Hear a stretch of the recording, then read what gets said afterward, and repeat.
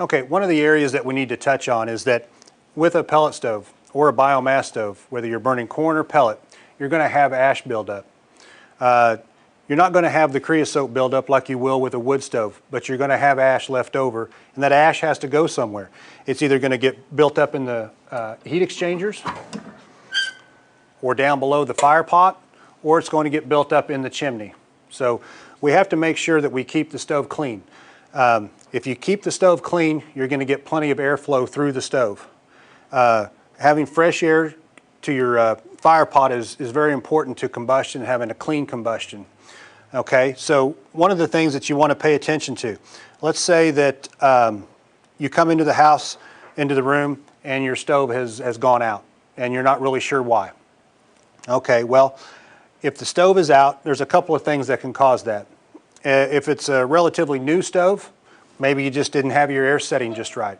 So I really encourage everybody when they first start their stove for the first few times is to really pay attention to it, watch it, make adjustments in your fresh air intake on your damper slide here on the left-hand side so that you make sure you have the optimum amount of air to the stove. And that's going to change between one setting and another. If you go from the lowest setting up to the highest fuel feed setting, you're going to have to make adjustments in your air.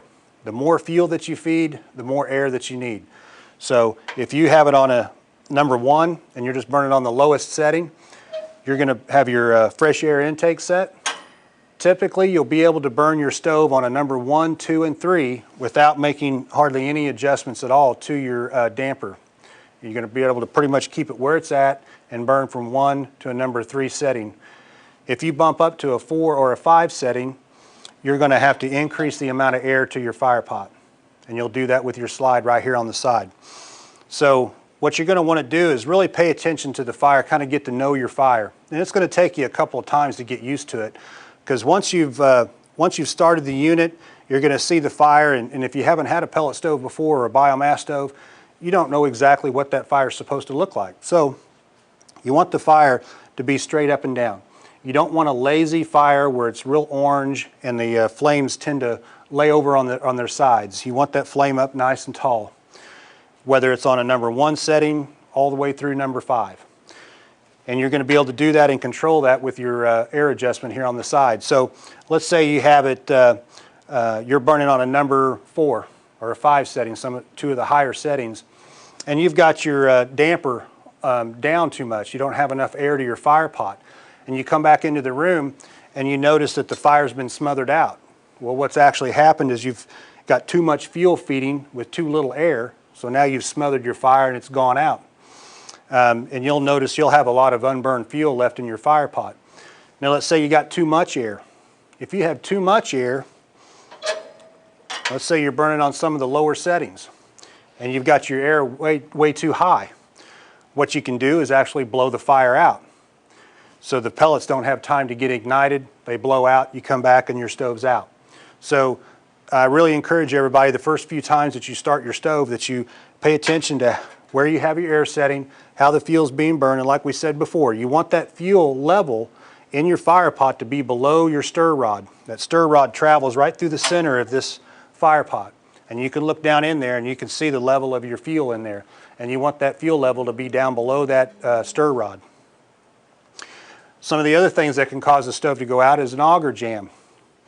If you've got a foreign object in the hopper and it's jamming your auger, if you've got something that fed through and got jammed in the drop tube, or if you've got a lot of fines. One of the most important things with pellets is that you don't get a lot of fines, which is just basically sawdust, in the bottom of your stove, in your hopper. Because what happens is your auger is going to pick up all those fines, all those fine particulate matter and sawdust. It's going to dump it into the fire pot. It's going to burn up really quick, and so it's almost like your stove has skipped a beat. You're not getting good solid fuel in there. It's burned up too quick. Your stove goes out.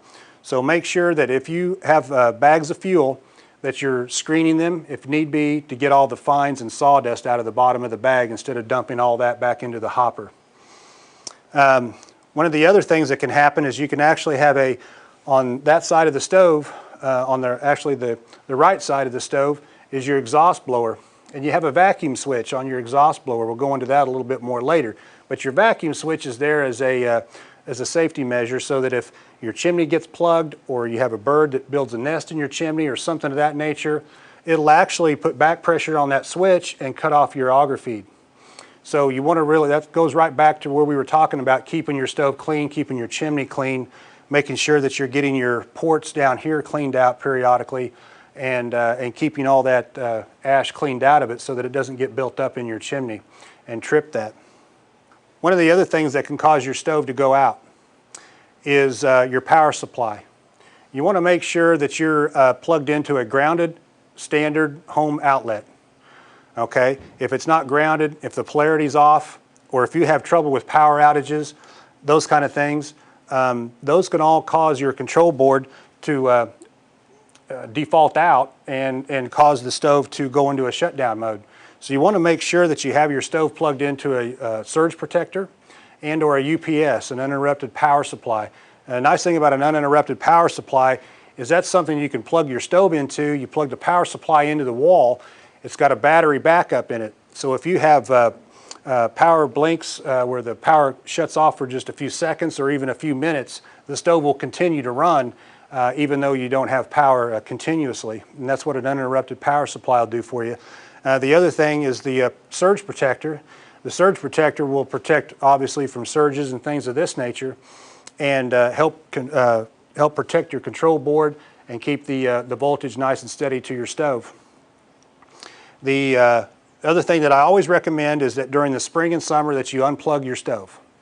It's just like a TV or anything. When you've got lightning, you can have trouble with your stove. So just in the spring and summer, unplug it, then you won't have to worry about that at all. And your chimney, in the back of the stove is a 4-inch chimney, okay? And your chimney is going to be typically is going to be a stainless flexible chimney. It's going to be 4-inch, and it's going to run up through your damper in your fireplace up to the top with a top plate with a nice cap on top of your chimney. That can get plugged with ash too. So not only is it important to clean the ash out of the front of the stove, but you also want to be able to clean the ash out of the chimney. And that's going to be typically once a year. You're going to want to have a chimney sweep or any kind of service professional to come by, pull your unit out, disconnect the chimney, and make sure that that all gets vacuumed out really well.